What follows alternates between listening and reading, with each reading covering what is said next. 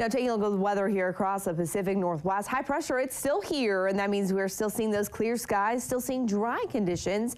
And for the southern Willamette Valley, we are still seeing that dense fog. Take a look at this from yesterday. This is visible satellite imagery, which is basically just a snapshot taken from space of what it looks like here at the surface. And obviously, even from space, you can see the fog here in the southern valley. Started out that we had that dense fog for the entire I-5 corridor, but as we progressed into the afternoon, by about 3 o'clock, most locations were actually clear. And I'll let this loop through one more time. You can see Corvallis cleared out there about lunchtime, eventually cleared for Albany, for Junction City, for Lebanon and Sweet Home.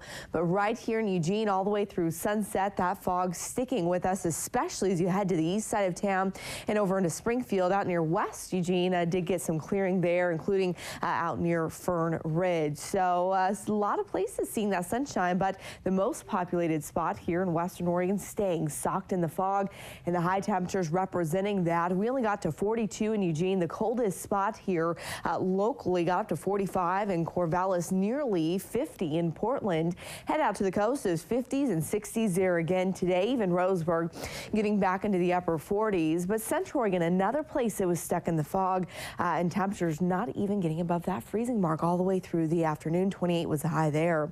Now this morning, we're starting out with those very low visibilities. In fact, the fog is even denser this morning than it's been in recent history, down to about 1/10 of a mile in Eugene. 1/2 of a mile in Corvallis, and just 1/4 of a mile there in Roseburg. Also seeing 1/2 a mile out near Bend.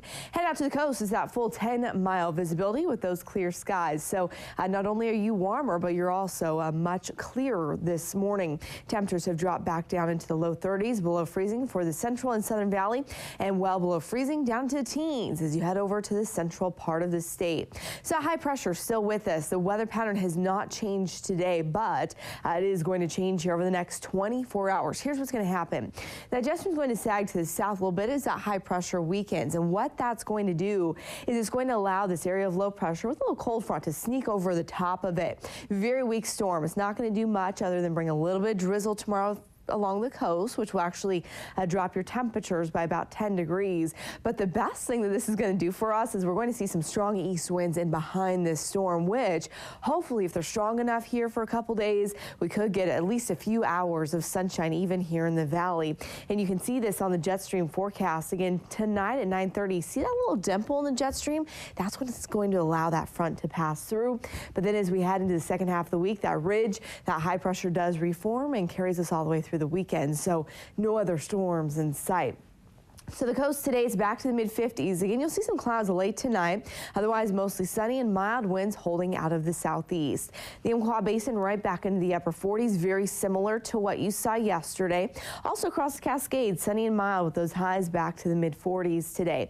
Head into Central Oregon. It's going to depend on where you are and whether or not you have that fog. I expect Redmond to stay socked in with highs right there in the low 30s. But down in Sun River, full sunshine there and back to the low 50s.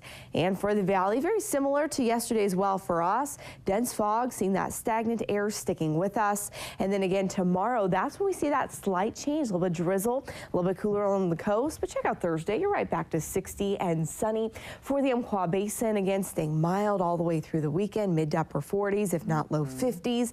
The Cascades could see a few flurries tomorrow, but then sunny, warm, dry all the way into the weekend. And for the valley, again, our weather's not going to change that much, but those east winds could at least give us a couple hours of sunshine and a couple degrees warmer here for Wednesday, Thursday, Friday.